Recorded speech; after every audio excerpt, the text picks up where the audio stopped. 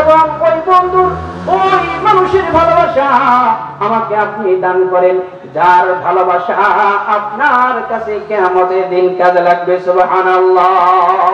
অতএব আপনার বন্ধুত্বটা যদি হয় একজন নেককার মানুষের সাথে, একজন নেককার মানুষের সাথে আপনার যদি বন্ধুত্বটা হয়ে যায়, এই নেককার মানুষের ওসিলায় আপনার জন্য কাল কিয়ামতের ময়দানে নাজাতের ওসিলা হয়ে যাবে। সুবহানাল্লাহ। তো বন্ধুত্ব রাখতে হবে কার জন্য? একমাত্র আল্লাহ তাআলার জন্য। তো বন্ধুত্ব যদি হয়ে যায় রব্বে কারীমের সন্তুষ্টির জন্য, তাহলে এই বন্ধুত্ব দুনিয়াতেও কাজে আসবে, আখিরাতেও কাজে আসবে। এই জন্য আমি আপনাদের সামনে যে আয়াতে কারিমা তেলাওয়াত করেছি, এই এতক্ষণ যে কথাগুলো বললাম, এই কথাগুলো বলার উদ্দেশ্য হচ্ছে আজকে আমাদের বন্ধুত্ব, এক যুবক আরেক যুবকের সাথে বন্ধুত্ব, এই বন্ধুত্ব হারাম হালালকে আমরা মিলাই ফেলি। এমন বন্ধুত্ব যে হালাল হারামের মধ্যে কোনো পার্থক্য থাকে না। দুই বন্ধু একসাথে হইছে, তো আরেক বন্ধুকে বলতেছে, দোস্ত চলো অমুক জায়গায় যাই, অমুক জায়গায় তো এই আসর বসছে, যাই সেখানে যে একটু মজা করে আসি। কিন্তু না, মনে রাখবে যুবক ভাইরা, আপনারা যে বন্ধুত্ব করছেন এই গুনাহের বন্ধুত্ব, এই বন্ধুত্ব কিন্তু কাল কিয়ামতের ময়দানে আপনার বিপদের কারণ হয়ে যাবে। কিন্তু ওই দুই বন্ধু যদি এক বন্ধু আরেক বন্ধুকে নামাজের দিকে ডাকে, যে দোস্ত চলো নামাজের সময় হয়েছে, মসজিদে আযান হয়ে গেছে, চলো দুইজনে মসজিদে চলে যায়। ও বন্ধু চলো মাহফিল চলতেছে, ওই মাহফিলের প্যান্ডেলে গিয়ে বসি, সেখানে দিনের দুই একটা কথা শুনি, হতে পারে এই কথার দ্বারা তোমার আমার মধ্যে যেই পাপ আছে, পঙ্কিলতা আছে, সেগুলি ওয়াজের মাধ্যমে আমাদের দিলটা নরম হলে আমরা হয়তো সেই পাপ পঙ্কিলতা গুলো ছেড়ে দিব, আমরা ভালো মানুষে পরিণত হয়ে যাবে। ও দোস্ত বুজুর্গ, এই দুই বন্ধু কিন্তু কাল কিয়ামতের ময়দানে আল্লাহ রাব্বুল আলামিন তাদেরকে সম্মানিত করবেন। এই জন্য যুবক ভাইরা, আশেপাশে যে যুবক ভাইরা আছেন, আমি অনুরোধ করব, অনুগ্রহ করে আপনারা প্যান্ডেলের ভিতরে আসুন, বসুন। আজকে আমার আলোচনা এই যুবক ভাইদেরকে নিয়ে। এই যুবক ভাইরা, কারণ যৌবন বয়স এমন একটা বয়স, যেই বয়সে যা কিছু মনে চায় সবকিছুই করতে পারে। আল্লাহ রাব্বুল আলামিন যৌবনকে এমন একটা নিয়ামত বানাইছেন, যেই নিয়ামতটা সবসময় থাকে না, সবসময় আল্লাহ রাব্বুল আলামিন দেয় না। এই জন্য দেখেন, যখন আমি জন্মগ্রহণ করছি, প্রাপ্তবয়স্ক হওয়ার আগে কারো ভিতরে আল্লাহ রাব্বুল আলামিন যৌন শক্তি দেয় নাই। এরপর যখন আপনার আমার বয়স শেষের দিকে চলে গেছে, আস্তে আস্তে আমার আপনার যৌবন শেষ হয়ে গেছে। আল্লাহ রাব্বুল আলামিন এই যৌবন নামক একটা নিয়ামত এত দামি, যেই নিয়ামতটা পুরা বয়সের মধ্যে মাঝখানে দান করেন। কারণ এই মাঝখানের বয়সটা উদ্যমতার বয়স, উচ্ছলতার বয়স। এই যৌবন বয়সে একজন যুবক যা করতে মনে চায় সে তাই করতে পারে।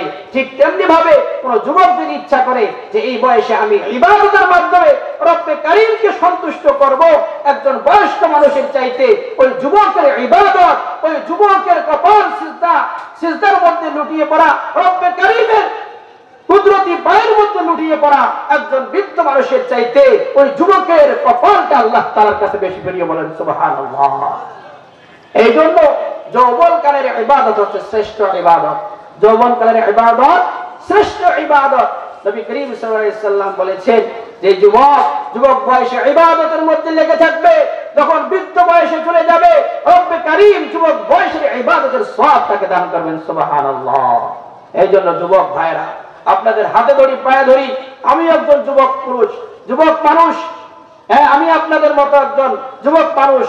আমি ইচ্ছা করলে এই পথ ছেড়ে, এই কোরআন হাদিসের পথ ছেড়ে আমি আপনাদের মতো ঘুরতে ফিরতে পারতাম, সবকিছু করতে পারতাম। কিন্তু না, যখন কোরআন পড়লাম দেখলাম কোরআনের মধ্যে আল্লাহ রাব্বুল আলামিন এই পথকে সঠিক পথ বলেছেন। যখন তাফসীর পড়লাম, পরে দেখলাম যে এই পথকে একমাত্র সঠিক পথ, এই পথ ছাড়া অন্য কোন পথে গেলে সেটা হবে জাহান্নামের পথ, সেটা হবে নরকের পথ। সুতরাং এই পথের উপর চলা, এই পথকে নিয়ে জিন্দেগি পরিচালনা করা, মৃত্যু পর্যন্ত এই পথের উপর থাকাই হচ্ছে আপনার আমার জন্য একান্ত কর্তব্য, যদি আপনি আখিরাতে সফলতা চাই। তো মুহতারাম হাজিরিন, আমি আপনাদের সামনে যে আয়াতে কারিমা তেলাওয়াত করেছি, আল্লাহ রাব্বুল আলামিন আয়াতের মধ্যে বলেন, ওমা খালাকাতুল জিন্না ওয়াল ইনসা ইল্লা লিয়াবুদুন। আমি মানুষ এবং জিন জাতিকে সৃষ্টি করেছি কেবলমাত্র শুধুমাত্র একমাত্র আমার ইবাদত করার জন্য আমি জিন এবং মানবকে সৃষ্টি করেছি। তাহলে আল্লাহ রাব্বুল আলামিন জিন এবং ইনসানকে সৃষ্টি করার বেশি কারণ নাই, শুধু একটাই কারণ। সেই কারণটা হলো আল্লাহ তাআলার ইবাদত করা, আল্লাহ তাআলার ইবাদত করা। ঠিক কিনা জোরে বলে? তাহলে ইবাদত করতে হবে কার? একমাত্র রব্বে কারীমের ইবাদত করতে হবে। আপনারা আমি এই প্যান্ডেলের মধ্যে বসে আছি, এই প্যান্ডেলের মধ্যে অনেকগুলো লাইট জ্বলতেছে। এই লাইটগুলো যখন জ্বলবে তখন বলা হবে লাইট। যদি লাইটগুলো না জ্বলে এগুলোকে লাইট বলা হবে? লাইট বলা হবে না। এই যে আমি মাইকে কথা বলতেছি, মাইকে যদি আওয়াজ দেয় তাহলে সেটাকে মাইক বলা হবে, নজর সেটাকে মাইক বলা হবে না। আমার আপনার এই মাহফিলের মধ্যে আজকে প্রধান বক্তা তিনি আগমন করবেন, গাড়ি নিয়ে আসবেন, তার গাড়ির মধ্যে একজন ড্রাইভার থাকবে। ওই ড্রাইভার যদি গাড়ি চালায় থাকে তাহলে ড্রাইভার বলা হবে, গাড়ি না চালাইলে তাকে ড্রাইভার বলা হবে না। ঠিক তেমনি ভাবে রব্বে কারীম আপনাকে আমাকে দুনিয়াতে পাঠাইছেন ইবাদত করার জন্য, ইবাদত বন্দেগী করার জন্য, আল্লাহ তাআলার আনুগত্য করার জন্য। যদি আপনি ইবাদত করি তাহলেই হব মানুষ, আর যদি ইবাদত বন্দেগী না করি তাহলে আমরা মানুষ না। আয়াতের মধ্যে এটাই বলা হলো, ঠিক না? ওমা খালাকতুল জিন্না ওয়াল ইনসা ইল্লা লিয়াবুদুন, যে মানব এবং জিন জাতিকে আমি সৃষ্টি করছি একমাত্র আমার ইবাদতের জন্য। অর্থাৎ মানুষ বানানোর উদ্দেশ্য হচ্ছে ইবাদত করা। সুতরাং যেই মানুষটা ইবাদত করবে সেই হলো মানুষ, আর যে ইবাদত করবে না সে মানুষ নয়। তাহলে সে কি? সে কি? যদি মানুষ না হয়ে থাকে তাহলে সে কি?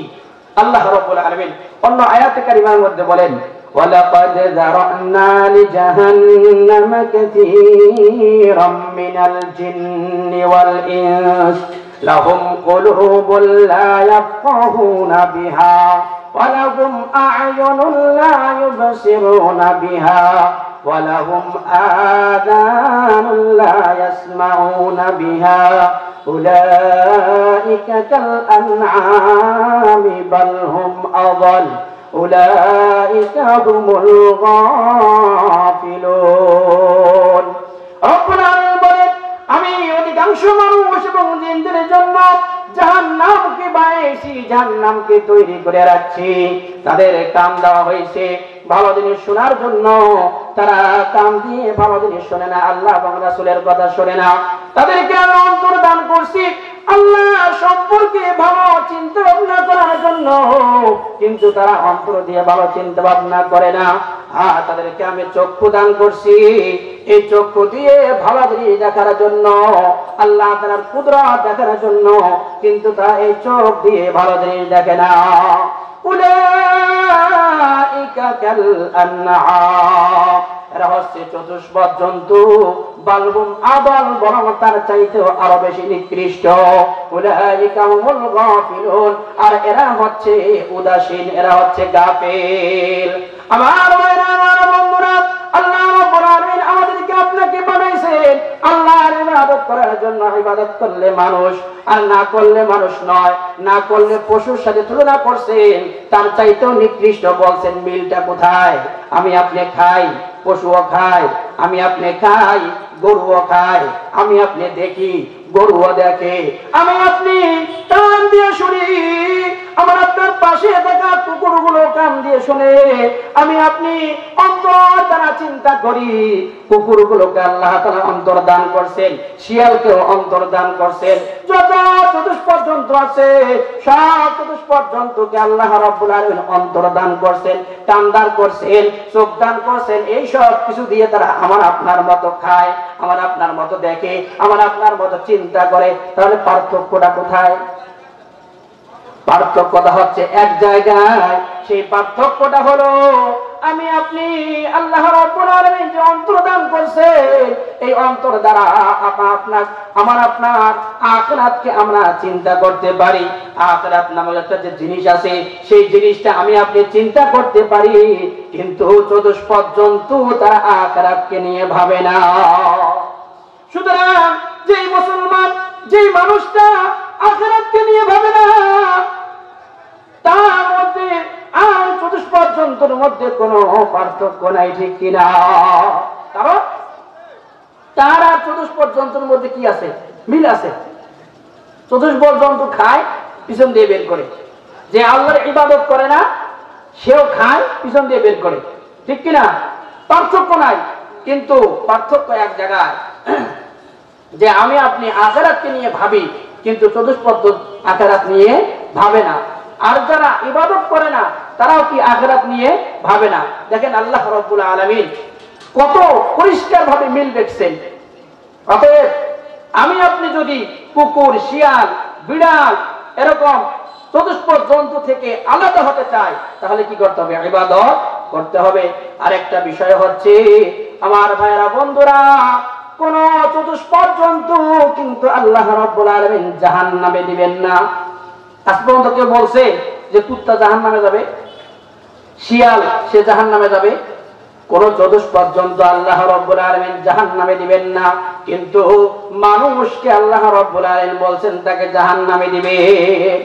অতএব চতুষ্পদ জন্তু সে জাহান্নামে যাবে না, কিন্তু মানুষ যদি আল্লাহর ইবাদত না করে, আল্লাহর আনুগত্য না করে, আল্লাহকে সিজদা না করে, তাহলে এই মানুষটা চতুষ্পদ জন্তু চাইতে নিকৃষ্ট হওয়ার কারণে আল্লাহ রাব্বুল আলামিন তাকে জাহান্নামে দিবে। তাহলে ইবাদত করতে হবে কিনা? ইবাদত করতে হবে। আমি আর আপনার মনে চাক আর না চাক ইবাদত করতে হবে, যদি আমি আপনি মানুষ হয়ে থাকি। আর এই ইবাদত তো করব বালেগ হওয়ার পর থেকে। এর আগে পিতামাতা সন্তানকে ট্রেনিং দিবে, এরপর যখন 10 বছর হবে তো এই সন্তানকে ইবাদত না করলে পরে পিটনি দিতে হবে। এটা রাসূলের আদর্শ। অতএব সন্তানকে আগের থেকে ট্রেনিং দেওয়া, 10 বছর বয়সে তাদেরকে শাসন করা, এরপর থেকে ইবাদত শুরু হবে, মৃত্যুর আগ পর্যন্ত এই ইবাদত চলতে থাকবে। তো এই ইবাদত সারা জীবন করব। তো সারা জীবনের ইবাদতের মধ্য থেকে সর্বোত্তম ইবাদত কোন বয়সে? কোন বয়সের ইবাদতটা সর্বোত্তম? সর্বোত্তম ইবাদত হচ্ছে যৌবনকালের ইবাদত। এটা আল্লাহ তাআলার কাছে অনেক প্রিয়। যৌবনকালের ইবাদত সর্বশ্রেষ্ঠ ইবাদত। কারণ যখন যৌবন থাকে, এই যৌবন বয়সে অনেক কিছু করাই সম্ভব হয়। আমার আপনার পার্শ্ববর্তী দেশ ভারত, এই ভারত যিনি বিজয় করেছিলেন, ইসলামের এক সৈনিক তারেক বিন জিয়াদ, তার বয়স ছিল মাত্র 19 বছর। কত বছর? 19 বছর বয়সে তিনি ভারত বিজয় করছেন।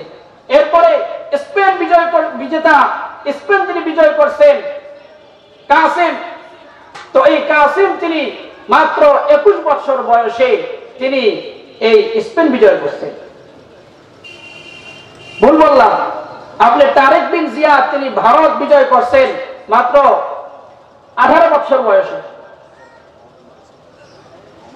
মোহাম্মদ বিন কাসিম তিনি ভারত বিজয় করছেন 17 বছর বয়সে, 17 বছর বয়স।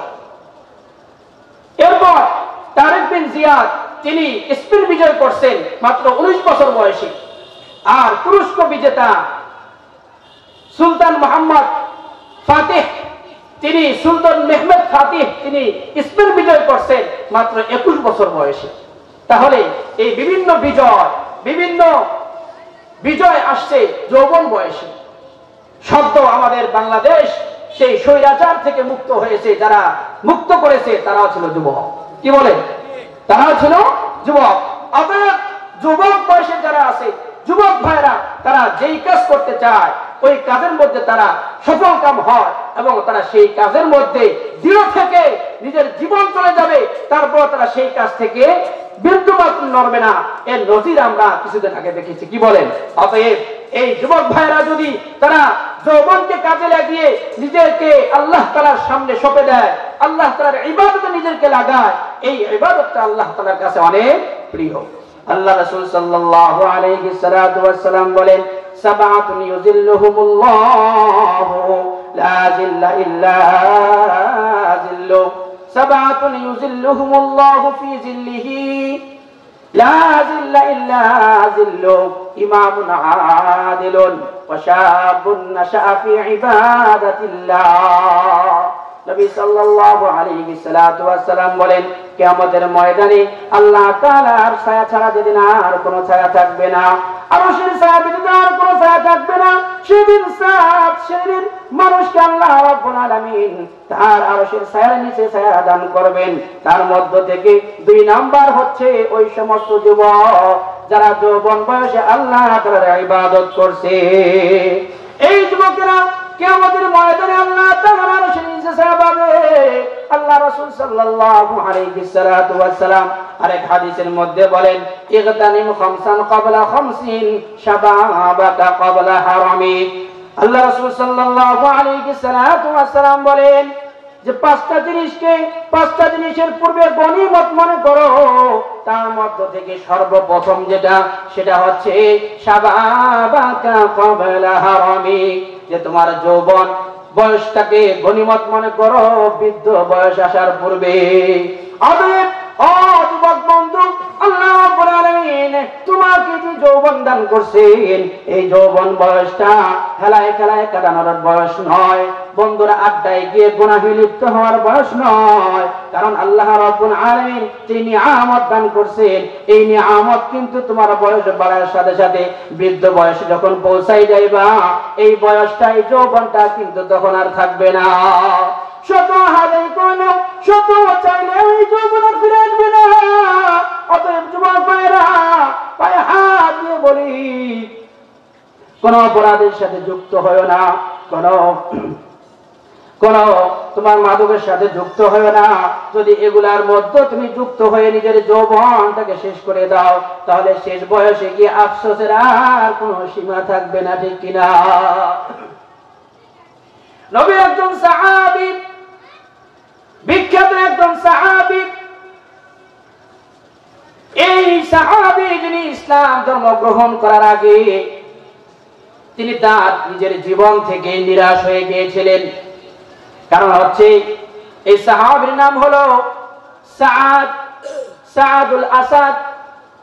এই সাহাবীর চেহারার রং এমন ছিল, এত কুৎসিত ছিল, এত কদাকার ছিল যে মানুষ তার চেহারার দিকে তাকাইতো না। এত অসুন্দর চেহারা, এত কালো কুচকুচে চেহারা, মানুষ তার দিকে তাকাইতো না, মানুষ ঘৃণা করত, তার কাছে ঘেঁষতে চাইতো না। তো এই সাহাবী সাআদুল আসাদ তিনি নিজের জীবন থেকে নিরাশ হয়ে গেলেন। আরে আমাকে কেউ তো পছন্দ করে না, কেউ আমার কাছে আসে না, আমার দুঃখ কষ্টের কথা কেউ জিজ্ঞেস করে না। এই জন্য তিনি নিজের জীবন থেকে নিরাশ হয়ে গেলেন। নিরাশ হয়ে তিনি একবার নবী করিম সাল্লাল্লাহু আলাইহি সাল্লামের দরবারে হাজির হয়ে রাহমাতুল লিল আলামিন দয়ার নবী মায়ার নবীর দিকে নজর করলেন। নজর করে জিজ্ঞাসা করলেন, হে ইসলামের নবী রাহমাতুল লিল আলামিন, আমি যদি ইসলাম ধর্ম গ্রহণ করি তাহলে কি রব্বে কারীম এই কালো কুচকুচে অসুন্দর কদাকার চেহারার লোকটাকে কি আল্লাহ তাআলা জান্নাত দান করবে? দয়ার মায়ার নবী সাআদুল আসাদ ওই ব্যক্তির দিকে তাকিয়ে মায়ার নজরে তাকিয়ে বললেন, ও সাআদ, তুমি যদি ইসলাম ধর্ম গ্রহণ করো তাহলে তোমাকে জান্নাতে প্রবেশ করতে কেউ বাধা দিবে না। কারণ নবীজি সাল্লাল্লাহু আলাইহি সাল্লামের চেহারার মধ্যে আল্লাহ রাব্বুল আলামিন এত সৌন্দর্য, এত কমনীয়তার মহব্বত দান করছিলেন যে প্রথম কোন ব্যক্তি যদি নবীর চেহারার দিকে তাকাইতো তো তার ভিতরে আলাদা একটা কম্পন সৃষ্টি হইতো। এক নজর দেখছে, প্রথম যে ব্যক্তি দেখতো কারেন্টের মতো তার ভিতরে একটা শক্টের কাজ করত। আর যে ব্যক্তি নবীর দিকে তাকায় থাকতো, দীর্ঘক্ষণ পর্যন্ত তাকায় থাকতো, ওই ব্যক্তি নবীর প্রেমে পড়ে যেত, নবীর প্রেমে এসে হাবুডুবু খাইতো। এত সুন্দর চেহারার অধিকারী নবীকে আল্লাহ রাব্বুল আলামিন দিয়েছেন, সুবহানাল্লাহ। নবী যখন হেঁটে যেতেন ছায়া দিত মেঘমালায়, নবী যখন হেঁটে যেতেন ছায়া দিত মেঘমালায়, চাঁদ টুকরো হতো আমার নবীর হাতের ইশারায়, চাঁদ টুকরো হতো আমার নবীর হাতের ইশারায়।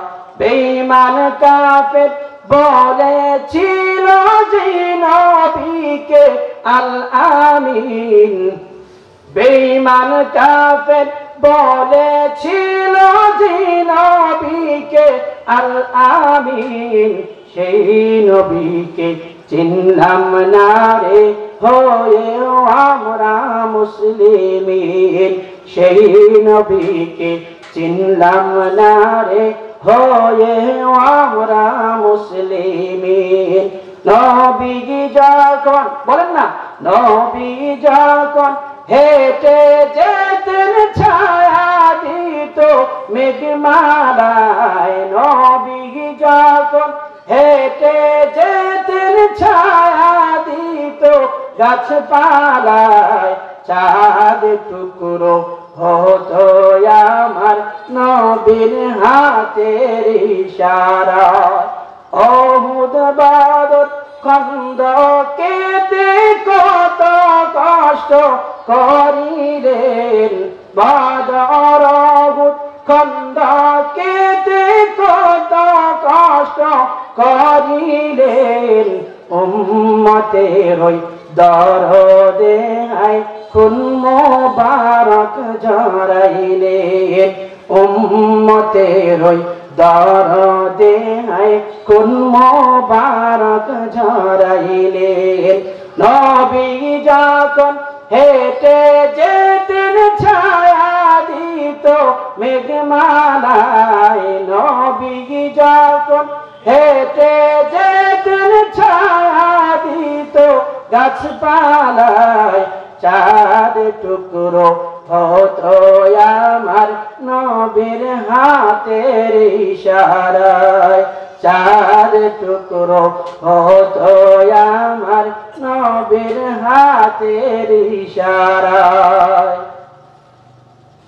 সারা জীবন কাঁদলেন নবী মরু সাহারার বুকে, সারা জীবন কাঁদলেন নবী মরু সাহারার বুকে, গুনাহগারে উম্মত যেন হয় না যেতে দোজখে, গুনাহগারে উম্মত যেন হয় না যেতে দোজখে।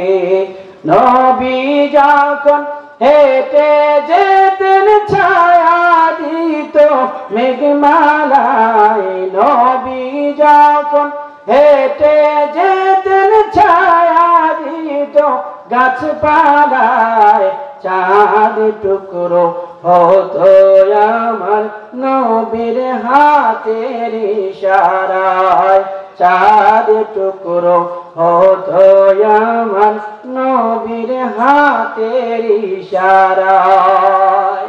ঠিক কিনা? নবীর হাতের ইশারায় চাঁদ দ্বিখণ্ডিত হয়েছে কিনা?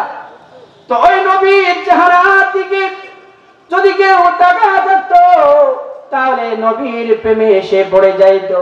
সাদুল আসাদ তিনি নবীকে যখন এই কথা বললেন আর নবী যখন তাকে জান্নাতের সুসংবাদ দিলেন, সাদুল আসাদ নবী সাল্লাল্লাহু আলাইহি সাল্লামকে বললেন, ইয়া রাসূলুল্লাহ আর দেরি করবেন না, আমাকে আপনি কালিমা পড়ে মুসলমান বানায় নেন। আশহাদু আল্লা ইলাহা ইল্লাল্লাহু ওয়া আশহাদু আন্না মুহাম্মাদান আবদুহু ওয়া রাসূলুহু। আবার বন্ধুরা, সাদুল আসাদ তিনি সাদুল আসাদ থেকে সাদ রাদিয়াল্লাহু তাআলা আনহু হয়ে গেলেন। নবী সাল্লাল্লাহু আলাইহি সাল্লামের দরবার থেকে তিনি চলে গেলেন। দীর্ঘদিন পরে আবার নবীর কাছে এসে নবী সাল্লাল্লাহু আলাইহি সাল্লামকে বললেন, ইয়া রাসূলুল্লাহ আমি তো ইসলাম ধর্ম গ্রহণ করেছি, ইসলাম আমাকে সুসংবাদ দিয়েছে, জান্নাতের সুসংবাদ দিয়েছে, আমার মনটা শান্ত, কিন্তু এ রাহমাতুল লিল আলামিন আমার আরেকটা দুঃখ আমার ভিতরে সব সময় কাজ করে, সেটা হচ্ছে মানুষ আমাকে পছন্দ করে না, মানুষ আমাকে ভালোবাসে না, চেহারাটা অসুন্দর হওয়ার কারণে মানুষ আমাকে পছন্দ করে না। ইয়া রাসূলুল্লাহ, ইয়া হাবিবাল্লাহ, আমি তো একটা যুবক, যৌবন আমার ভিতরে আছে। ইয়া রাসূলুল্লাহ, আমার তো একটা বিবাহের প্রয়োজন, আমি তো বিয়ে করতে চাই, কিন্তু কোনো মেয়ে তো আমাকে পছন্দ করে না। চেহারার দিকে তাকাইলে পরে সব পরিবার থেকে আমাকে নাকচ করে দেয়, কারণ মেয়েকে আমার সাথে বিবাহ দিতে চায় না। নবী সাল্লাল্লাহু আলাইহি ওয়াসাল্লাম সাদের চেহারা দিকে তাকাইয়া তিনি মায়া নজরে বললেন, ও সাদ, এই দুঃখের মধ্যে কি তুমি পড়েছো? সাদ বললেন, ইয়া রাসূলুল্লাহ, এই জিনিসটা আমাকে খুব কষ্ট দেয়। দয়ার নবী, মায়ার নবী, রাহমাতুল লিল আলামিন সাদ রাদিয়াল্লাহু তাআলা আনহুকে বললেন, ও সাদ, তুমি সাকিব গোত্রের সর্দার আমর ইবনে ওয়াহাবের কাছে চলে যাও। সাকিব গোত্রের সর্দার আমর ইবনে ওয়াহাবের কাছে গিয়ে আমার পক্ষ থেকে তুমি তাকে গিয়ে বলবে যে আল্লাহর রাসূল সাল্লাল্লাহু আলাইহি ওয়াসাল্লাম বলেছেন যে আপনার মেয়ের সাথে আমাকে বিবাহ দেওয়ার জন্য।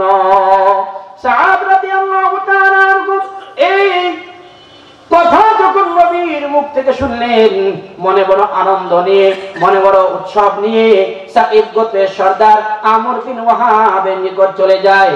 আমর বিন ওয়াহাবের কাছে গিয়ে বলে, ও গোত্রপতি আমর বিন ওয়াহাব, নবী সাল্লাল্লাহু আলাইহি ওয়াসাল্লামের পক্ষ থেকে আমি আপনার কাছে এসেছি, বলেছেন আপনার মেয়ের সাথে আমাকে বিবাহ দেওয়ার জন্য। সাকিব গোত্রের সর্দার আমর বিন ওয়াহাব যখন এই কথাটা শুনছেন আর তার চেহারার দিকে তাকাইছেন, পায়ের রক্ত মাথা পর্যন্ত উঠে গেছে। রাগে ক্ষোভে তিনি তটস্থ হয়ে গেছেন, অস্থির হয়ে গেছেন যে তোমার মতো একজন কথাকার চেহারার অধিকারী লোকের সাথে আমার মেয়েকে আমি বিবাদ কখনোই হইতে পারে না। এরকম করে যখন বললেন, তখন সাদ রাদিয়াল্লাহু তাআলা আনহুর সে আনন্দিত মনটা কালো হয়ে গেল, আনন্দ উদ্ভাসিত মনটা কালো হয়ে গেল।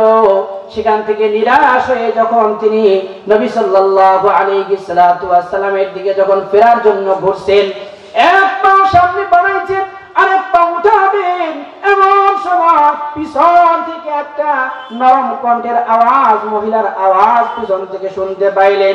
পিছন দিকে ডাক দিয়ে বলতেছে, ও নবীর সাহাবী,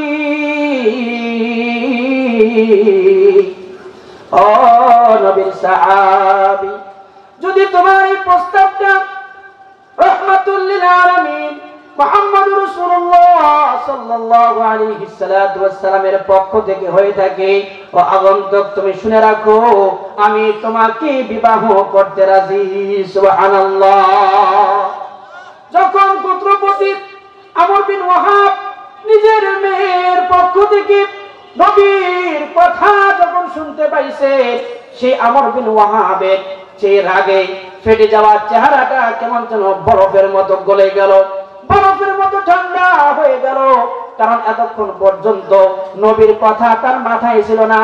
ওই সাদের চেহারার দিকে, তার অসুন্দর চেহারার দিকে তাকিয়ে তিনি এত রাগ করেছিলেন, কিন্তু নবীর কথা যখন তার মেয়ের কণ্ঠ থেকে শুনতে পাইলেন, রাগটা একদম পানি হয়ে গেল, ঠান্ডা হয়ে গেল।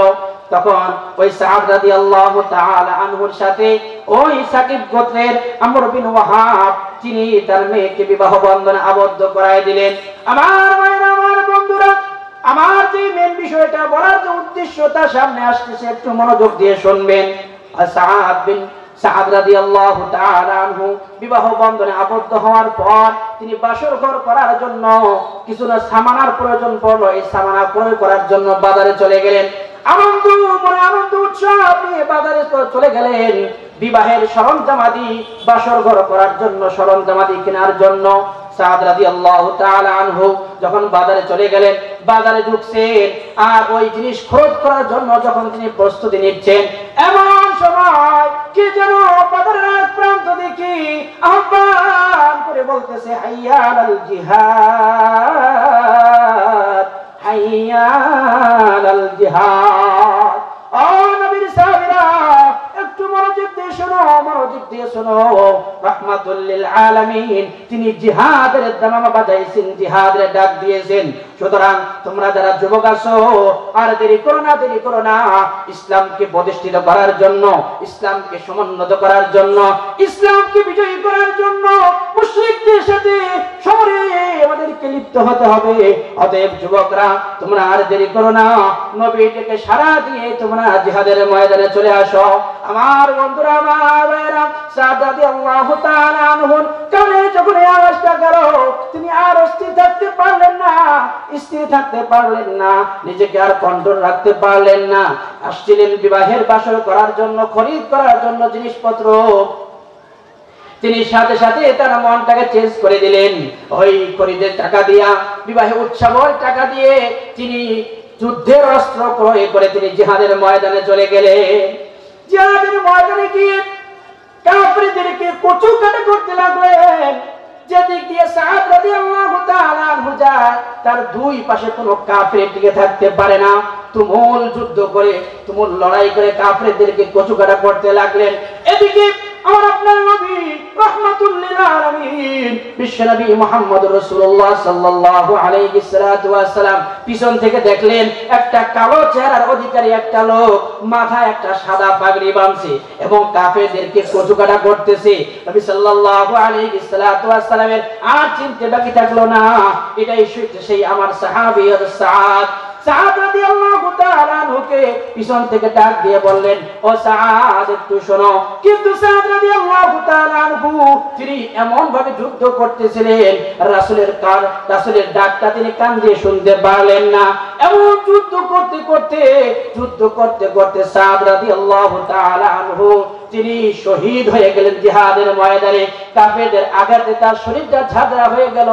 বিশ্বনবী সাল্লাল্লাহু আলাইহি ওয়াসাল্লাম যখন যুদ্ধ শেষ হয়ে গেল, সাদ রাদিয়াল্লাহু তাআলা আনহুর নিথর দেহটাকে নিজের রানের উপরে নিয়ে বলতেছেন, ও সাহাবীরা শোনো, আমি তো সাদকে পাঠাইছিলাম সাকিব গোত্রের সুন্দরী মহিলাকে, সুন্দরী মেয়েকে বিবাহ করার জন্য। ও সাহাবীরা, তোমরা ভালো করে শুনে রাখো, কিন্তু সাদ জিহাদ করতে করতে শহীদ হয়ে গেছে। আমি তো দেখতে পাইতেছি ওই সাকিব গোত্রের সুন্দরী মেয়ের চাইতে আল্লাহ রাব্বুল আলামিন এই সাদের জন্য আরো অনেক সুন্দরী জান্নাতি হুর তার জন্য বউ বানায় রাখছেন। সুবহানাল্লাহ। সাদ রাদিয়াল্লাহু তাআলা আনহু তিনি তার এই শহীদ হওয়ার মাধ্যমে যুবকদেরকে একটা মেসেজ দিয়ে গেলেন।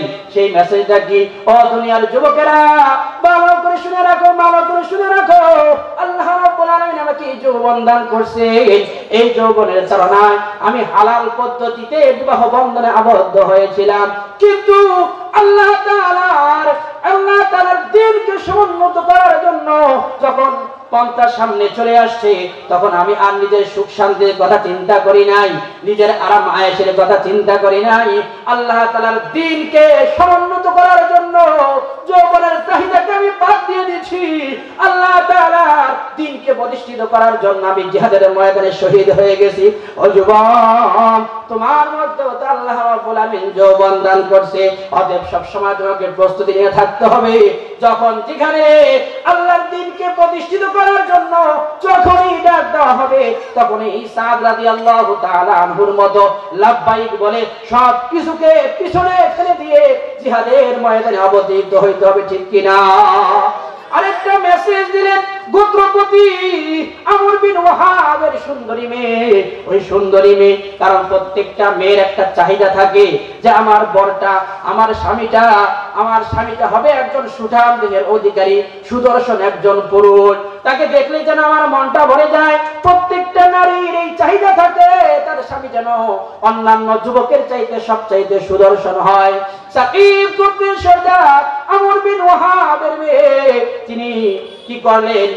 তিনি নিজের সব চাহিদাকে পিছনে ফেলাই দিলেন, নিজের সব চাহিদাকে পিছনে সরিয়ে দিয়ে রাসূলের সামনে তার নিজেকে তিনি অর্পণ করলেন। নিজের সবকিছুকে, নিজের চাহিদাকে সবকিছু বাদ দিয়ে রাসূলের আদেশকে মানার জন্য তিনি এমন একটা কালো কুচকুচে সাহাবীকে বিবাহের জন্য প্রস্তুতি নিয়ে নিলেন।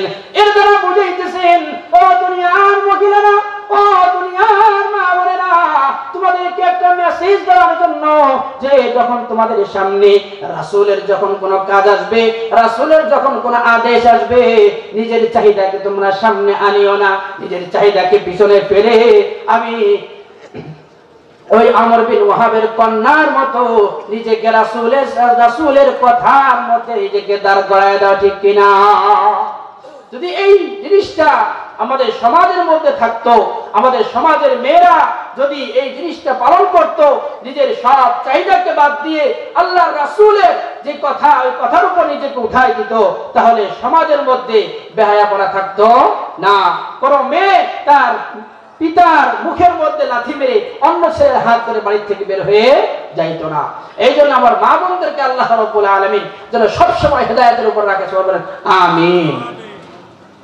আমার মায়েরা, বন্ধুরা, এই জন্য যৌবনকালের ইবাদতটা হচ্ছে অত্যন্ত গুরুত্বপূর্ণ ইবাদত। যৌবনকালের ইবাদতটা অত্যন্ত গুরুত্বপূর্ণ এই কারণে, যৌবন আল্লাহ রাব্বুল আলামিন নিয়ামত স্বরূপ দান করেছেন, এটাকে হেলায় খেলায় নষ্ট করার জন্য নয়। আপনি আমি সবাই জানি হাসান বসরি রাহমাতুল্লাহি আলাইহি, এই নামটা শুনে নাই এখানে কেউ আছে এরকম? হাসান বসরি রাহমাতুল্লাহি আলাইহি, তিনি যুবক, টকবকে যুবক। তিনি চিন্তা করলেন আল্লাহ তাআলা আমাকে যৌবন দান করছে, এটা মোক্ষম সুযোগ, এই সুযোগটাকে কাজে লাগাইতে হবে। তো তিনি কি করলেন, যে যেহেতু আমার এখন যৌবন বয়স চলতেছে, অতএব এই যৌবন বয়সটা অন্য 10-12 জন যুবকের মতো খেলার মধ্যে মত্ত করে শেষ করা যাবে না, এই যৌবন কালটাকে কাজে লাগাইতে হবে। সুতরাং আমাকে কর্ম করতে হবে, কারণ তখন বৃদ্ধ হয়ে যাব, তখন আর কর্ম করার ক্ষমতা থাকবে না। সুতরাং যা পারি এখন কামাই নেই, বৃদ্ধ বয়সে হয়তো বসে বসে খেতে পারবো। এই জন্য হাসান বসরি রাহমাতুল্লাহি আলাইহি তিনি কি করলেন, তিনি অনেক চিন্তা ভাবনা করে তিনি মুক্তা সংগ্রহ করে বিদেশে বিক্রি করার জন্য তিনি চিন্তা ভাবনা করলেন। এই জন্য হাসান বসরি রাহমাতুল্লাহি আলাইহিকে বলা হয় হুসনুল লুলু, মানিক্যের ভূষণ, মানিক্যের ভূষণ বলা হয়। তিনি মুক্তা পরিষ্কার করে সেগুলোকে প্রসেসিং করে বিদেশে নিয়ে বিক্রি করতেন। তো সেই সুবাদে রোমে একবার গেলেন, রোম দেশে। তো রোম দেশে যাওয়ার পরে সেই দেশের বাদশাহ একজন উজিরের সাথে তার ভালো সম্পর্ক ছিল। যখনই তিনি রোম দেশে যাইতেন, ওই তার বাসায় থেকে ব্যবসা বাণিজ্য করতেন। তো তার ওই উজিরের সাথে, উজিরে আজমের সাথে তার ভালো সম্পর্ক হওয়ার কারণে ওই উজিরে আজমের কাছে কয়েকদিন থাকতেন। আর এই থাকা অবস্থায় ব্যবসা বাণিজ্যর ফাঁকে ফাঁকে দুইজন মিলে ঘুরতে যাইতেন। তো এবার যখন তিনি ওই রোমে গেছেন, ওই রোমে যাওয়ার পর উজিরে আজম তাকে বলতেছেন, দোস্ত আমরা তো প্রতিবার ঘুরতে যাই, এবার আমরা একটা ব্যতিক্রম জায়গায় ঘুরতে যাব, যেখানে আমাদের রাষ্ট্রের যে বাদশা আছে, ওই বাদশাহ ছেলে সে যুবক অবস্থায় মারা গিয়েছে, তার কবরের কাছে আমরা যাব। তো ওই দুই বন্ধু মিলে ওই বাদশাহ ছেলের কবরের কাছে চলে গেলেন। একটা জঙ্গল, ওই জঙ্গলের মধ্যে বাদশাহ যুবক ছেলেকে কবর দেওয়া হয়েছে। তো সেখানে যাওয়ার পর যে দৃশ্যটা দেখলেন, এই দৃশ্যটা তাকে খুব আশ্চর্য করলো এবং তাকে একটা বহুত বড় শিক্ষা দিল। তিনি গিয়ে কি দেখলেন একটু মনোযোগ সহকারে শুনবেন। তো যখন দুই বন্ধু মিলে ওই বাদশার ছেলের কবরের সামনে গেলেন, গিয়ে দেখলেন তারা এখনো পৌঁছায় নাই, কিছু দূর থেকে দেখতে পাইলেন যে সেখানে অনেকগুলো মানুষ। তো অনেকগুলো মানুষের মধ্য থেকে ওই রাষ্ট্রের যে বাদশা আছে সে উপস্থিত আছে এবং সেনাবাহিনী উপস্থিত আছে এবং দেশের বড় বড় ডাক্তাররাও সেখানে উপস্থিত আছে। তো প্রথম যে জিনিসটা দেখলেন সেটা হচ্ছে যে ওই রাষ্ট্রের যারা সেনাবাহিনী, এই সেনাবাহিনী তারা কবরের কাছে গেলেন। কবরের কাছে গিয়ে কি যেন বলে, রোমান ভাষায় কি যেন বলে, তারা চলে আসলেন। তিনি কিছু বুঝতে পারলেন না। এরপর ওই দেশের যে বড় বড় ডাক্তার আছে, ওই ডাক্তাররা এবং জ্ঞানী ব্যক্তি যারা আছে, বুদ্ধিজীবী, তারাও কবরের কাছে গেলেন। কবরের কাছে গিয়ে কি যেন বলে আবার চলে আসলেন। সর্বশেষ বাদশাহ তিনি কবরের কাছে গেলেন, তিনিও রোমান ভাষায় কি যেন বলে চলে আসলেন। তো হাসান বসরি রাহমাতুল্লাহি আলাইহি তিনি বলেন তার বন্ধুকে, আমি আমার বন্ধুকে জিজ্ঞেস করলাম, বন্ধু এরা কি করতেছে, আমি তো কিছুই বুঝলাম না। এরা যাইতেছে ফিরে আসতেছে, আর কি বলতেছে আমি তো কিছুই বুঝলাম না। তখন ওই উজিমে আজম তিনি হাসান বসরি রহমতুল্লাহি আলাইহিকে বলতে লাগলেন, ও দোস্ত, তুমি প্রথম দিন সেনাবাহিনীকে কবরের কাছে যাইতে দেখলাম, তারা কবরের কাছে গিয়ে যা বলল তা হচ্ছে ওই সৈন্যবাহিনীরা কবরের কাছে গিয়ে বলল, আয় বাদশার ছেলে, এই যুবক, তুমি তো ছিলে আমাদের আদর্শ, তোমাকে দেখে দেখে আমরা অনুপ্রেরণা পাইতাম, কিন্তু যৌবন বয়সে হঠাৎ তোমার মৃত্যু তোমাকে কেড়ে নিল, তোমাকে আমাদের থেকে আলাদা করে দিল। যদি কোন যুদ্ধের ময়দানে তোমাকে অন্যদের সাথে যুদ্ধ করে তোমাকে যদি বাঁচানো যাইতো, তাহলে আমরা প্রত্যেকটা সৈনিক তাদের সাথে যুদ্ধ করে তোমাকে আমরা বাঁচিয়ে রাখতাম। কিন্তু মৃত্যু তো এমন একটা দূত, যেই মৃত্যুর কাছ থেকে আর কাউকে কোনোদিন ঠেকায় রাখা যায় না। অতএব হে বাদশার ছেলে, তোমাকে আমরা মৃত্যুর হাত থেকে রক্ষা করতে পারি নাই। হাসান বসরি রহমতুল্লাহি আলাইহিকে বললেন, হাসান বসরি রহমতুল্লাহি আলাইহি তিনি বললেন যে তার বন্ধু তাকে ওই সৈন্যবাহিনী এটা বলে সেখান থেকে চলে আসলো। এরপরে দেশের বুদ্ধিজীবী যারা ডাক্তার আছে তারা কবরের কাছে গিয়ে বলল, ও হে বাদশার ছেলে, আমরা যথেষ্ট পরিমাণ চেষ্টা করেছি, আমাদের ডাক্তারি যেই পরিমাণ আমাদের শিক্ষা আছে সবটুকু দিয়ে আপ্রাণ চেষ্টা করেছি তোমাকে রক্ষা করার জন্য, কিন্তু মৃত্যুর কাছে আমরা হার মেনে গেছি, তোমাকে মৃত্যু থেকে আমরা বাঁচাইতে পারি না। অতএব তুমি আমাদের চেষ্টাকে অন্য চোখে দেখো না। সর্বশেষ বাদশাহ কবরের কাছে গিয়ে বললেন, আয় আমার প্রাণপ্রিয় ছেলে, আমি তোমার বিরহ যাতনায় প্রত্যেক বছর এই দিনটাতে তোমার কাছে আমি ফিরে আসি, তোমাকে আমি মহব্বত করতাম, তোমাকে আমি ভালোবাসতাম, ও কলিজার টুকরা ছেলে, কিন্তু আমার শত সহস্র শক্তি থাকা সত্ত্বেও তোমাকে আমি মৃত্যুর হাত থেকে রক্ষা করতে পারি নাই, তোমাকে আমি মৃত্যু থেকে বাঁচাইতে পারি নাই।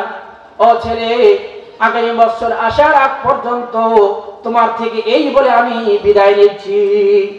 যখন এই কথাগুলো হাসান বসরি রহমতুল্লাহি আলাইহি শুনতে পাইলেন, তিনি শুনে অবাক হইলেন আর নিজে নিজে চিন্তা করতে লাগলেন, আরে বাদশার ছেলেটা সে তো যুবক ছিল, যুবক অবস্থায় সে দুনিয়া থেকে ইন্তেকাল করে চলে গেছে, যার কারণে এত বিলাপ করা হচ্ছে, এত দুঃখ আর কষ্ট নিয়ে বাদশাহ নামদার নিজেও এখানে উপস্থিত হয়েছেন। আরে আমিও তো একজন যুবক, না জানি আমার কখন মৃত্যু হয়ে যায়। এই জীবন যৌবন কালটা যদি আমি আল্লাহ তাআলাকে সন্তুষ্ট করার কাজে যদি আমি লাগাইতাম, তাহলে আমি আরো আগে রব্বুল আলামিনকে সন্তুষ্ট করতে পারতাম। কিন্তু আফসোস, এই যৌবন কালটা তো আমি আল্লাহ তাআলা সন্তুষ্টির জন্য ব্যয় করলাম না। তখন যদি মৃত্যু আমাকে ঘেরাও করে নেয়, একজন যুবক সে মৃত্যুবরণ করার কারণে যদি এতগুলো মানুষ আফসোস করতে পারে, ও হাসান, তুমি যখন মৃত্যুবরণ করবে হয়তো তোমার মৃত্যুবরণ করার কারণে কেউ কোনোদিন আফসোস করবে না, কিন্তু যেই যৌবন কালটা তুমি শেষ করে দিলা, এই যৌবন কালের জন্য তুমি আল্লাহ তাআলার কাছে হিসাব দিতে হবে, তোমার আল্লাহ তাআলার কাছে গিয়ে আফসোস করতে হবে। কারণ আল্লাহ রাব্বুল আলামিন যদি জিজ্ঞেস করে, ও হাসান, আমি তোমাকে যৌবন কাল দিয়েছিলাম, এই যৌবন কালটা তুমি কোন কাজের মধ্যে ব্যয় করছো, তখন তো জবাব দেওয়ার মতো কোনো উপায় থাকবে না। ও হাসান, তুমি কি একটু চিন্তা করছো? কারণ আল্লাহর হাবিব সাল্লাল্লাহু আলাইহি ওয়াসাল্লাম বলেন, কিয়ামতের ময়দানে মানুষ তার যৌবন কালের হিসাব দেওয়া ছাড়া এক বিন্দু মাত্র তার কদমকে লড়াইতে পারবে না। যৌবনকাল আল্লাহ রাব্বুল আলামিন দান করছেন, যৌবনকাল কোন কামে ব্যয় করছে এটা আল্লাহ তাআলার কাছে হিসাব দিতে হবে। আল্লাহ রাব্বুল আলামিন আপনাকে আমাকে যে জীবন দান করছেন, এই জীবনটা কোন কাজের মধ্যে ব্যয় করছি, সম্পদ কিভাবে আমি কামাই করছি, কোথায় খরচ করছি, যে জ্ঞান আপনাকে আল্লাহ রাব্বুল আলামিন আমাকে দান করছেন, ওই জ্ঞান কতটুকু শিখছি আর কতটুকুর উপর আমল করছি, এই পাঁচটা প্রশ্নের উত্তর দেওয়ার আগ পর্যন্ত কাল কিয়ামতের ময়দানে একটা মানুষও এই এক কদম সামনে অগ্রসর হইতে পারবে না। এই জন্য আমার ভাইরা, আমার বন্ধুরা, আপনারা আমাকে আল্লাহ রাব্বুল আলামিন যে যৌবন দান করছি, এই যৌবনটা হেলায় খেলায় নষ্ট করার যৌবন নয়, এই যৌবনটা হচ্ছে আল্লাহ তাআলাকে সন্তুষ্ট করার সময়। আমার ভাইরা বন্ধুরা, এই জন্য যুবক ভাইদেরকে করজোড় আবেদন করছি, কোন যুবক ভাই তারা যেন নিজের যৌবনকে হেলায় খেলায় নষ্ট না করে, নিজের যৌবনকে যেন তারা উল্টা পাল্টা কাজে ব্যয় না করে। কারণ আপনার যৌবন আপনি যদি সঠিক পথে ব্যয় করেন তারপরও সেটা শেষ হয়ে যাবে, আর যদি সেটা বেঠিক কাজে ব্যয় করেন তারপরও সেটা শেষ হয়ে যাবে। ঠিক যেমনি ভাবে দুইটা আইসক্রিম আপনি যদি দুই হাতে রাখেন, ডান হাতের আইসক্রিমটা খাইলেও শেষ হবে, আর বাম হাতের মধ্যে যে আইসক্রিমটা আছে এটা যদি না খান তারপর এটা শেষ হয়ে যাবে। যে আইসক্রিমটা আপনি খাইলেন সেটা কাজে লাগলো, যে আইসক্রিমটা খাইলেন না সেটা কোনো কাজে লাগলো না। অতএব আপনাকে আমাকে আল্লাহ রাব্বুল আলামিন যে যৌবন দান করছে, এই যৌবন কালটা যদি সঠিক পথে ব্যবহার করি তাহলে এই যৌবন কালটা আপনার আমার জন্য ফায়দা দিবে, আর যদি ব্যাঠিক কাজে ব্যয় করি তাহলে এই যৌবন কালটা কাল কিয়ামতের দরবারে, কাল কিয়ামতের ময়দানে আল্লাহর কাঠ করায় আপনাকে আমাকে দাঁড় করাবে। ঠিক কিনা? তুই জিকির করি লা ইলাহা ইল্লাল্লাহ, লা ইলাহা ইল্লাল্লাহ, জোরে লা ইলাহা ইল্লাল্লাহ,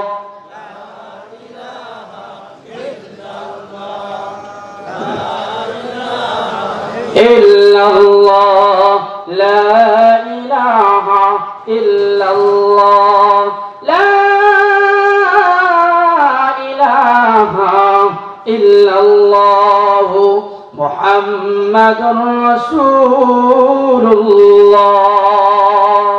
আমার ভাইরা বন্ধুরা, আপনাদেরকে সর্বশেষ আরেকটা কথা বলে আমি আপনাদের থেকে বিদায় নিব। ও যুবক ভাইরা, ও যুবক বন্ধুরা, একটু মনোযোগ দিয়ে শুনবেন। আরেকটা ঘটনা বলে আমি আপনাদের থেকে বিদায় নেব।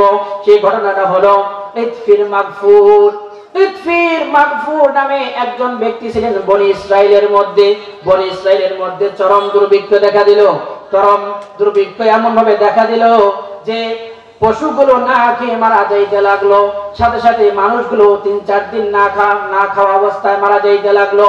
ওই দেশের মধ্যে বনি ইসরাইলের মধ্যে এমন দুর্ভিক্ষের কারণে একজন সতী সাধবী নারী, সেও 4-5 দিন যাবত না খেয়ে আছে, মৃত্যু প্রায় অবস্থা। সেই সময়ে একজন ধনী ব্যক্তি, তার নাম ছিল ইতফির। এই ব্যক্তি ছিল যুবক। এই যুবক বয়সে অনেক টাকা পয়সার মালিক ছিল। টাকা পয়সার মালিক হলে কি হবে, এই যুবকটা, ইতফির নামক যুবকটা, সে ধন সম্পদের অধিকারী হওয়া সত্ত্বেও সে ছিল লম্পট। সে ছিল লম্পট, তার চরিত্র ভালো ছিল না। যে চারিদিকে যখন দুর্ভিক্ষ ছেয়ে গেল, আর ওই সতী সাধবী নারী, ওই মহিলাটা, সে দুর্ভিক্ষের কারণে কয়েকদিন যাবত না খেয়ে থাকার কারণে অনেক কষ্ট হইতেছিল। অনেক কষ্ট করে ওই ইতফির নামক যুবকের কাছে গিয়ে কিছু খাবার চাইল, বাকিতে খাবার চাইল, কিন্তু ওই ইতফির সে খাবার দিতে প্রস্তুত হইল না। অনেক অনুনয় বিনয় করার পর মহিলা যখন খাবার চাইল, অনেকক্ষণ অনুনয় বিনয় করার পর ওই ইতফির লম্পট যুবক মহিলাকে শর্ত দিল যে হে, তোমাকে আমি খাবার দিতে পারি, একটা শর্ত আছে। সেই শর্তটা হলো আমাকে তোমার সাথে সঙ্গ দিতে হবে, আমার সাথে তুমি সঙ্গ দিবা। যদি তুমি এই প্রস্তাবে রাজি হও তাহলে তোমাকে আমি খাবার দিব। ওই মহিলা নিরুপায় হয়ে, সতী সাধবী নারী, তিনি নিরুপায় হয়ে ওই প্রস্তাবে রাজি হয়ে গেল। কিন্তু আরেকটা কথা বলল যে হে যুবক, আমি তোমার সাথে সঙ্গ দিব, কিন্তু 2 দিন পরে তোমার সাথে সঙ্গ দিব, কারণ ক্ষুধার যন্ত্রণায় আমি অস্থির, এখন তোমার সাথে সঙ্গ দেওয়ার মতো শক্তি আমার নাই। এই কথা বলে যখন খাবার নিয়ে চলে গেল, এই 2 দিন যখন হয়ে গেল, 2 দিনের মধ্যে ওই সতী সাধবী নারী যত সময় কাছে আসতেছে, সতী সাধবী নারী সে চিন্তিত হয়ে যাচ্ছে। কারণ জীবনে কোনোদিন কোনো পরপুরুষের সাথে তার মেলামেশা হয় নাই, কোন পরপুরুষের সাথে এরকম কাজে সে লিপ্ত হয় না। একজন পবিত্র নারী, সে ক্ষুধার যন্ত্রণায় অনন্য না পায়, না পেয়ে সেই যুবকের কাছে এরকম শর্তে খাবার নিয়ে আসছে। রব্বুল কারীমকে ডাক দিয়ে বলতেছে, রব্বুল আলামিন, জীবনের পর পুরুষের সাথে আমার কোনো সম্পর্ক ছিল না, আয় আল্লাহ আমি উপায় না পেয়ে আমি এই কুকর্মের সাথে শর্ত আরোপ করে জড়িত হয়েছি। রব্বুল আলামিন, তুমি আমাকে সুন্দর একটা ফয়সালা করে দাও, যাতে করে এই বিপদের মধ্যে আমাকে সম্মুখীন না হইতে হয়। যতদিন কমতেছে, সময় কমতেছে, ওই যুবতী নারী তার চিন্তা আরো দ্বিগুণ বাড়তে লাগলো।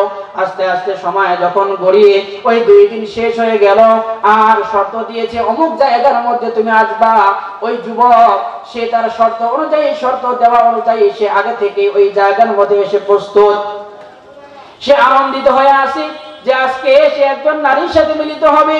এদিকে নারীটা বহু কষ্টে মনে অনেক যন্ত্রণা নিয়ে সেই শর্ত পূরণ করার জন্য সে ওই যুবকের সামনে রাজি হয়ে গেছে, যুবকের সামনে উপস্থিত হয়ে গেছে।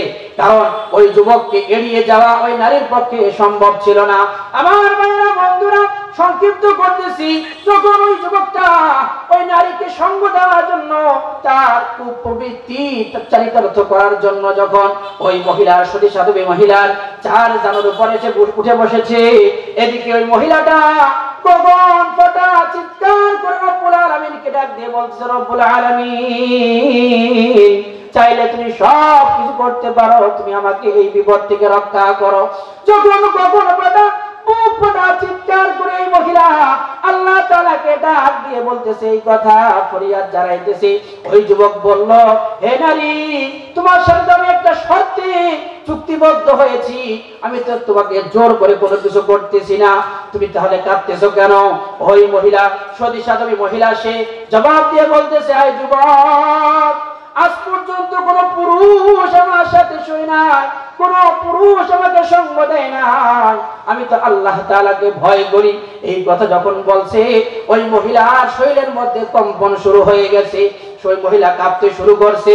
এই কম্পন দেখে ওই কিতফির নামক যুবক তার মনের মধ্যে খটকা লাগলো, হায় রে, আমার মধ্যে যে যৌবন আছে, এই যুবক নারীর মধ্যেও সে একই যৌবন আছে, আমার মধ্যে যে ক্ষুধা আছে, এই যুবতীর মধ্যেও তো সেই ক্ষুধা আছে, কিন্তু সে তো কান্না করতেছে। কোন কারণে কান্না করতেছে? আরে না না, সে তো অন্য কোনো কারণে কান্না করতেছে না, রব্বে কারিমের ভয়ে তো সে তো কান্না করতেছে। একটা মাত্র গুনাহের সাথে সে জড়িত হয়েছে, এখনো গুনাহটা সংগঠিত হয় না, তারপরও তার মনের মধ্যে এই ব্যথা, এই ভয়, আল্লাহর ভয়ে সে কান্না করতেছে, শরীরের মধ্যে কম্পন উঠে গেছে। আমার ভাইয়েরা বন্ধুরা, এই চিন্তা আসার পরে ওই যুবক সেখান থেকে উঠে চলে গেছে। আমি তো কত গুনাহ করছি, কত মহিলার সাথে আমি খারাপ কাজ করছি, আমার তো উপায়, আমার কি উপায় হবে, এই চিন্তা করে ওই মহিলার থেকে আলাদা হয়ে তিনি তার রাজপ্রাসাদের মধ্যে চলে গেলেন। রাজপ্রাসাদের মধ্যে চলে গিয়ে সব দরওয়াজাগুলো বন্ধ করে দিলেন, আর সব চাকরদেরকে বের করে দিয়ে সব দরজাগুলো নিজের হাত দিয়ে আটকায় দিলেন। আটকায় দেওয়ার পরে রব্বে কারিমের কাছে তো হাত তুলে চিৎকার করে করে বলতেছে, রব্বুল আলামিন, আমি তো জীবনে কম গুনাহ করি নাই, অনেক গুনাহ করছি, যে গুনাহর কথা যদি আপনি আমাকে পাকড়াও করেন যে গুনাহর কারণে, তাহলে তো আমার কোনো উপায় থাকবে না। এরকম জোরে জোরে কান্না করতে করতে এক সময় চিৎকার করে কান্না করতে করতে এক সময় তার গলা ফেটে যায়, যুবকটা ইন্তেকাল করে। ইন্তেকাল যখন হয়ে গেল, রাত শেষ হয়ে গেল, পরের দিন সকালবেলা সমস্ত চাকর বাকরেরা তারা দেখতেছে যে এখনো তো কিটফিট তার দরজা খুলতেছে না। দরজা না খোলার কারণে সবাই চিন্তিত হয়ে গেল, আরে আমাদের সকলকে বের করে দিয়ে একাই তো দরজা লাগাই দিল, তার ভিতরে কি অবস্থা, কোন অবস্থার মধ্যে আছে, এটা তো কেউ আর জানতে পারতেছি না।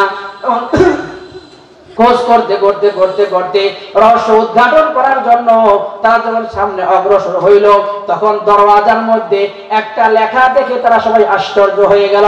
লেখা ছিল, ওই দরওয়াজার মধ্যে লেখা ছিল, কিতফির মাগফুর, অর্থাৎ কিতফিরকে আল্লাহ রাব্বুল আলামিন মাফ করে দিয়েছেন। সুবহানাল্লাহ। আমার বন্ধুরা, আমার ভাইরা, যখন যখন এই লেখাটা দেখলো, লেখাটা দেখার পর সকলে বুঝতে পারলো যে কিফির সে তো পাপাচারী একজন লোক, হয়তো আল্লাহ তাআলার কাছে তওবা করছে, যার কারণে আল্লাহ রাব্বুল আলামিন তাকে maaf করে দিয়েছেন। সুবহানাল্লাহ। আমার যুবক ভাইরা, আমার যুবতী বোনেরা, একটু খেয়াল করে শুনেন। এই যুবক যুবতী ইচ্ছা করলে তাদের চারিতার্থ তারা পূরণ করতে পারতেন, কিন্তু আল্লাহ তাআলার ভয় তাদের অন্তরের মধ্যে আসার কারণে তারা কিন্তু এই কাজে আর লিপ্ত হয় নাই। এই জন্য আমার যুবক ভাইরা, আমার যুবতী বোনেরা, এসব কাজ থেকে নিজেকে বিরত রেখে আল্লাহর ভয় যদি আপনার আমার মধ্যে উদয় করতে পারি, রাখতে পারি, তাহলে আপনার আমার যৌবনটা সার্থক হবে, সার্থক হবে আজকের মাহফিলে আসা, ঠিক কিনা? আল্লাহ রাব্বুল আলামিন আমাদের সকলকে যে কথাগুলো বললাম, শুনলাম, সকলকে যেন আল্লাহ রাব্বুল আলামিন এরপর আমল করার তৌফিক দান করেন। আমিন। ওয়া আখিরু দাওয়ানা আলহামদুলিল্লাহি রাব্বিল আলামিন। আসসালামু আলাইকুম ওয়া রাহমাতুল্লাহি ওয়া বারাকাতুহু।